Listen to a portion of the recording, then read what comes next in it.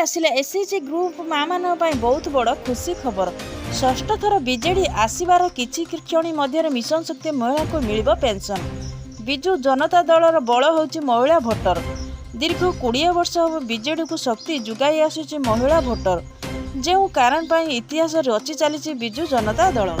एथर BJD दल क्षमता को आसे एसएचजी महिला मानक लाभ ठारू अधिक लाभ मिलिबो। जानिबा संपूर्ण अपडेट खबरटी को जानिबा हेले भिडियोटी को शेष पर्यंत देखंतु। आम चैनल सह जोड़ा हेले चैनल को सब्सक्राइब करी पाखरे आस्थिया घंटी चिन्ह को दबाई दियंतु, जहा फल रे एई भली लेटेस्ट अपडेट आपण माने सर्वप्रथमे पाई परिबे। मिशन शक्ति महिला मानव पई आसला सबुठो बड़ खुशीर खबर।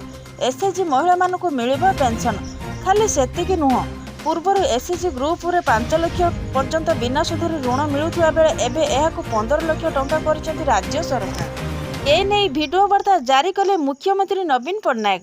पुणी क्षमता को आसिले एसएचजी महिला मानक मिलिबा पेंशन। बीजेडी निज इस्ताहार रे एई भली कहिथिबा बेले नवीन का वीडियो वार्ता चर्चार विषय पालिटिछि। चलित निर्वाचन में विजु जनता दल पर बूस्टर डोज सदृश एथिर विरोधी बीजेपी होई पारे कंटा। एसएचजी ग्रुप जरिए राज्य में 70 लाख महिला मान स्वावलंबी करा जायछि। विभिन्न पर्यायर बैंक ऋण नहीं सेमाने होई पारछन्ति आत्मनिर्भरशील। छोट उद्योगी ପାଇଁ लाभवान होई पारछन्ति महिला।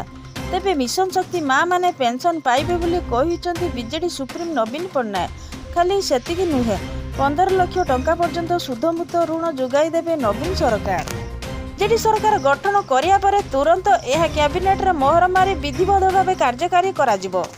हारा परे नवीन का वीडियो वार्ता लोकों को बेस पसंद को आसीची।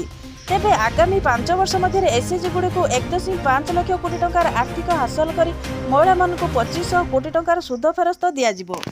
आ फल रे महिला सशक्तिकरण हेबा फल रे एक उद्वेगी हिसाब रे आगु को बढ़िबे।